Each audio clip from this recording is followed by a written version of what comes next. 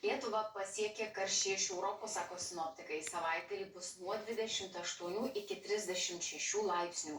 Didžiausia kaitra prognozuojama pirmadienį. Temperatūra vietomis gali būti ir 37 laipsniai. Sinoptikai netmeta ir karščio rekordo. Paskutinį kartą jis užfiksuotas Kaišiadorių meteorologinėje stotyje 35,7 laipsnio. Pasak sinoptikų, didžiąją Europos dalį dengiantį ciklonas atnešęs alinantį karštį. Valstybinė darbo inspekcija ragina darbdavius uždarose patalpose užtikrinti vėsinimą, o dirbantiesiems lauke planuoti daugiau darbų pavėsyje.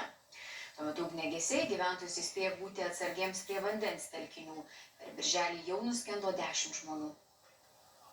Artimiausias 3 paras ta kaitra laikysis ir mūsų šalyje, tačiau jau artėja jinai ir šiandien. Galima nuspėti, kad šiandien pietvakarių Lietuvoje vietomis jau gali būti apie 30 laipsnių karščio. Jeigu temperatūra viršyje, tarkim, ten 30 laipsnių ar 28 laipsnių dirbantiem lauke ir vis dėlto yra nesuteikimas pertraukos, neišduotos asmeninės apsaugos priemonės, darbuotojas tikrai atsisakymas jų dirbti tikrai būtų pagrįstas. Nes žinom pats asmeniškai ne vieną atvejį, kai būtent štai dėl darbo karštyje sutriko darbuotojo sveikata, atsisakė, tarkim, tam tikrų vidaus organų veikla, sutriko funkcijos ir darbuotojui buvo diagnozuotas ir nustatytas arba priskirtas sunkus pakenkimas sveikatai. Karščiams iš vakarų Europos slenkant į rytus apie ekstremalią temperatūrą skelbiama Čekijoje ir Vokietijoje. Perspėjama, kad termometro stulpeliai gali pasiekti 40 laipsnių. Aukščiausia birželio temperatūra vakar užfiksuota ir Šveicarijoje. Visame žemyne daugėjant su karščiu siejamų mirčių, Prancūzija skelbia dėl aukštos temperatūros išjungusi 2 branduolinius reaktorius.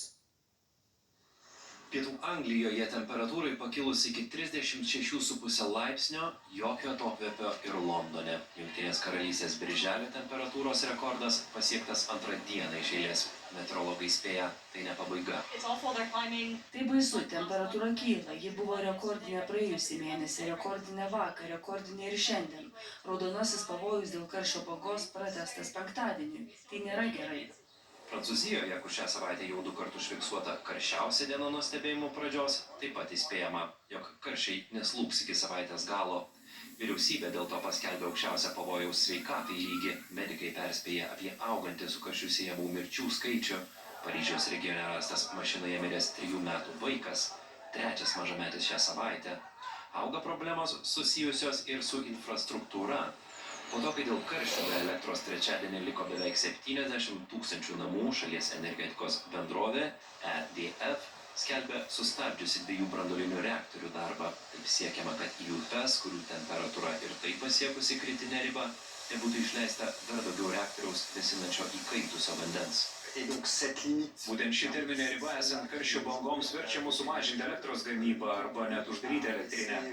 Karščio bangai plintant į šiaurę, Vokietijoje nerimaujama dėl svarbaus šalyje Reino upės vandens lygio. Pareigūnai čia iš vandens varo atsivėsinti bandančius gyventojus. Nuo praėjusio savaitgalio šalyje nuskendo mažiausiai 20 žmonių. Besimaudydami žmonės sau kelia pavojų, o gelbėtojai, kuriuos čia turime dislokuoti, reikalingi kitur. Vokietija skaičiuoja, kad dažnėjančios ir stiprėjančios karščio bangos per ateinančius 4 metus šalies ekonomikai gali kainuoti iki 120 milijardų eurų. Žemės ūkio sektorius vienas pažeidžiamiausių. Prancūzijoje šią savaitę dėl karščio bangos krito 100 000 naminių paukščių.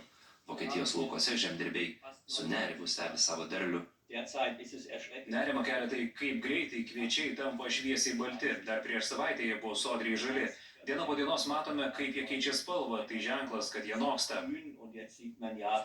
Karštis alina ir Čekija, kurios sostinėje prognozuojami 38 laipsniai. O kai kurie meteorologiniai modeliai rodo, kad šalyje gali būti pasiektas visų laikų rekordas 40 laipsnių. Ilsimės viešbučio kambaryje ir geriame daug vandens, trumpai pasivaikštome lauke, o tada vėl grįžtame į viešbutį. Pirmą kartą raudonas karščio pavojus paskelbtas ir Nyderlanduose.